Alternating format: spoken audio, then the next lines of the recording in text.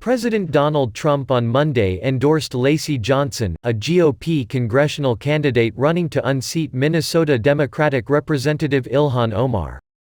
Trump tweeted on Monday, "And I'm endorsing you also, Lacey, you truly deserve it. You are doing a great job, and Omar is a disaster who wants much higher taxes, hates our military and our vets, demands open borders, and is fighting to take away our great Second Amendment. Good luck, Lacey," the president added. The tweet was in response to a recent ad by the congressional candidate. Johnson said Saturday, "I'm running against Ilhan Omar. I'm humbled the GOP endorsed me by receiving 90% of the vote. I will win the primary and look forward to defeating Ilhan in November 2020. Johnson is one of several Republicans in Minnesota's 5th congressional district vying to take on Omar. The first-term lawmaker has rocketed to the national scene as a member of the so-called squad and over her sharp criticisms of Trump and ongoing accusations that she married her brother to circumvent immigration laws. A successful African-American businessman who has lived in North Minneapolis for more than 4 decades, Johnson believes he can unseat Omar, despite the district's deep blue lean. The lifelong Minnesota resident is relying on his deep ties to the district, fiscal conservatism, and closing the achievement gap for students of color, according to the Star Tribune. He recently said about the uphill climb for this election, "We all know if you put an R in front of anyone's name in this district, it's tough.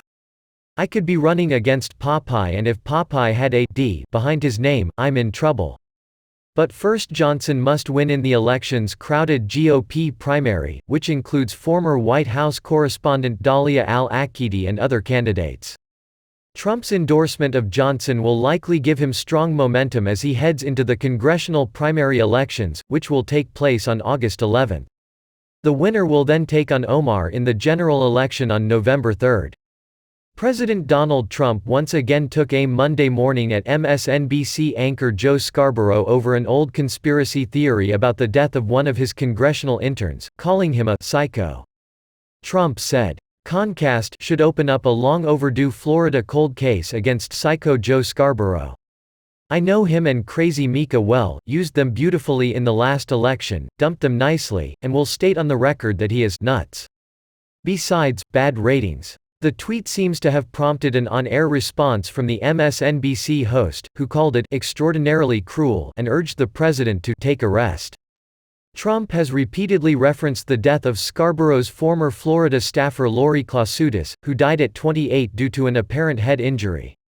Her death has sparked many conspiracy theories. Morning Joe, one of MSNBC's longest-running shows, once enjoyed a tight relationship with Trump as a candidate, but has soured since he became president.